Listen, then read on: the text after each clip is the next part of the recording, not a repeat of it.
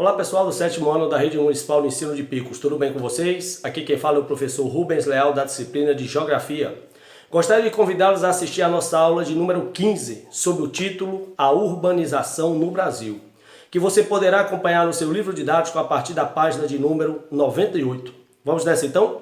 Então pessoal, a urbanização no Brasil tem uma série de características. Esse processo ele pode ser considerado, por exemplo, como um processo tardio, recente e acelerado. Ou seja, tardio ou recente é porque a urbanização no Brasil ela aconteceu muito depois de tradicionais países europeus, como França, Inglaterra, Alemanha, Itália.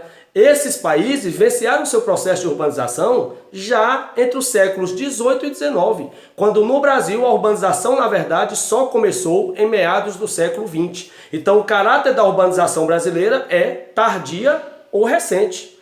Segunda característica, foi um processo acelerado.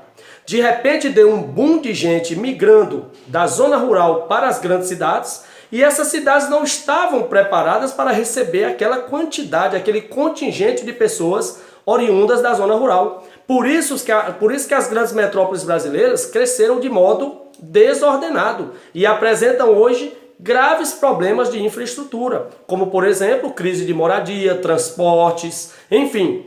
Vocês sabem que todo processo que é acelerado não dá tempo dos órgãos competentes se organizarem para receber. E eu explico por que foi acelerado. Foi acelerado porque na metade do século XX chegaram várias empresas multinacionais ou transnacionais e se instalaram no Brasil e essas empresas atraíram muita gente da zona rural para as grandes cidades. De repente as grandes cidades viram milhares de pessoas chegando semanalmente, mensalmente, sem ter infraestrutura para receber toda essa população. E esses graves problemas começaram a aparecer em seguida e continuam a existir e não foram resolvidos até hoje. Quando foi, professor Rubens, que esse processo de urbanização desenfreada aconteceu particularmente no Brasil? Geralmente, ali entre as décadas de 1950, 60 e 70, repito, alavancado pela chegada de várias empresas estrangeiras que se estabeleceram no Brasil, principalmente na região sudeste, no eixo Rio-São Paulo. Se vocês perceberem, as duas grandes metrópoles brasileiras são São Paulo, que hoje chega a um contingente de quase 12 milhões de habitantes, e o Rio de Janeiro, que chega a um contingente atual de 6 milhões de habitantes. Vocês têm uma ideia? O Rio de Janeiro tem quase o dobro, a cidade do Rio de Janeiro tem quase o dobro da população de todo o estado do Piauí. E São Paulo tem quase 4 vezes mais. A cidade de São Paulo, que é a maior metrópole do país, tem quase 4 vezes a população do estado do Piauí. Isso foi um crescimento desenfreado que aconteceu. E por que essas grandes empresas multinacionais ou transnacionais procuraram naquela época situar-se na região do eixo Rio-São Paulo? Porque era a região que dotava de infraestrutura para receber essas empresas, um grande mercado consumidor, proximidade de áreas fornecedoras de matérias-primas, já tinha uma estrutura de rede elétrica, asfalto, portos, aeroportos, rodovias, ferrovias. Tudo isso estava concentrado naquele eixo e isso é determinante para que as empresas se estabeleçam ali e não em outras porções do país.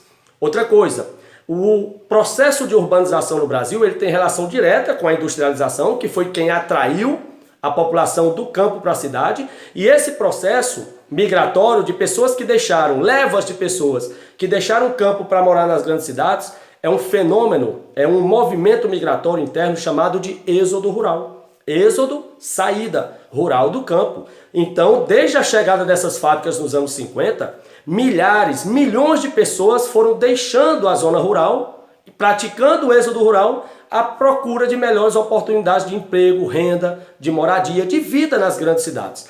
Aqui no Brasil, as grandes metrópoles sempre exerceram um fascínio sobre as pessoas, pelas grandes oportunidades de educação, de emprego, de renda que elas apresentaram. Todos nós sabemos que as pessoas que trabalham no campo não têm vida fácil. A questão climática, os preços baixos que se pagam pelos gêneros agrícolas, a dificuldade de acesso de emprego e renda garantidas, de ensino, então tudo isso faz com que as pessoas deixem a zona rural e vão para os grandes centros à procura de emprego. Se vocês perceberem, a própria cultura brasileira trata muito do êxodo rural e dessa ida das pessoas do campo para as cidades. Vamos dar alguns exemplos da nossa cultura? Se vocês conhecem a música Asa Branca, de Luiz Gonzaga, que é tido como hino do nordestino, Asa Branca nada mais é do que o êxodo rural. Ele conta na música a história de alguém que está deixando o sertão por conta da seca e indo para a grande cidade à procura de melhores oportunidades. Se você conhece a grande obra de Cândido Portinari, um dos maiores pintores do Brasil, Cândido Portinari escreveu, pintou, Retirantes.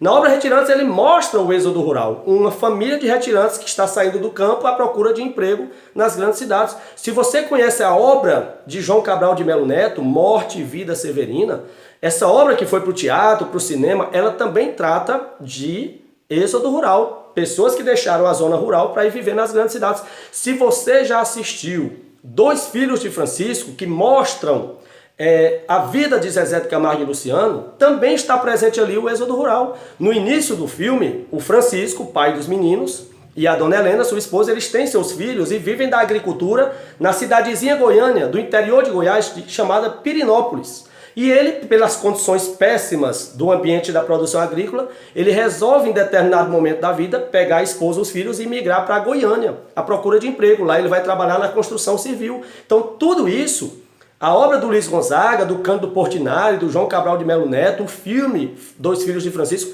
retratam essa saída de grupos humanos brasileiros da zona rural, do campo para as cidades. Essa prática do êxodo rural que foi fundamental para o processo de urbanização no Brasil. Por isso nós temos essas grandes metrópoles. Professor Rubens, quais são as grandes metrópoles do Brasil hoje? As três maiores metrópoles são São Paulo, Rio de Janeiro e Salvador. E, obviamente, com a chegada dessas pessoas nesses grandes centros, houve um fenômeno urbano chamado conurbação, que é a união espacial de duas ou mais cidades em crescimento contínuo. Então, quando as cidades estão muito próximas, vou dar exemplo de uma grande conurbação que existe lá em São Paulo. O ABC Paulista, eu estudei nos anos 90, era ABC Paulista, eram três cidades integradas, próximas, Santo André, São Bernardo e São Caetano, são as iniciais, ABC. Só que depois mudou para ABCD, Santo André, São Bernardo, São Caetano e Diadema, e há quem diga que hoje essa conurbação já é ABCDMM, Santo André, São Bernardo, São Caetano, Diadema, Mauá e Mogi das Cruzes, ou seja, 6 cidades muito próximas. Isso é um fenômeno urbano chamado de conurbação. E finalmente, para nós concluirmos nossa aula sobre urbanização no Brasil, claro, temos que citar os principais problemas urbanos. Quais são os problemas que as grandes cidades vivenciam e que as cidades médias como a nossa também vivenciam?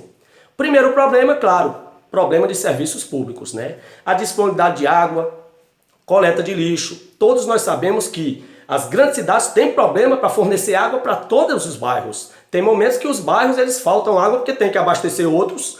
A coleta de lixo ela também deixa de ser regular porque é muita rua, muito bairro para se coletar e às vezes isso não consegue se acontecer com uma certa frequência. Esses serviços públicos eles são muito dificultoso nas grandes cidades. Outro problema, sem dúvida, é o problema dos transportes. Todos nós sabemos que transporte público é muito complexo nas grandes cidades. Ônibus, trens, metrôs, vans, tudo é muito difícil, andam superlotados e quando você tem o seu próprio veículo, tem a criminalidade, os furtos, os assaltos dos veículos e os engarrafamentos. Às vezes você fica horas presos no trânsito, tentando ir para o trabalho ou voltar para casa. Outro problema grave da urbanização é a criminalidade. Todos nós sabemos que hoje o crime, infelizmente, está em todos os lugares. Agora ele é mais latente, ele acontece com maior frequência nas grandes cidades. Basta que você ligue qualquer telejornal que trate de São Paulo, Rio, que você vai ver que não cessam a quantidade de crimes. É uma reportagem em cima da outra. Crime tem em todo lugar. Agora nas grandes cidades a frequência, a incidência, a quantidade é muito maior. E por fim, obviamente as disputas territoriais. Todo mundo conhece a atuação, por exemplo, dos sem-teto. São pessoas que não têm onde morar e ocupam áreas que são abandonadas, prédios abandonados, construções abandonadas, E aquelas áreas têm donos. Estão abandonadas por um motivo ou outro, mas ali tem posse, tem proprietário. E geralmente existem movimentos nas grandes cidades de ocupação dessas áreas. Muitos moram em áreas ocupadas, muitos moram debaixo de viadutos e alguns ocupam obras abandonadas. Ok? Forte abraço e até a próxima.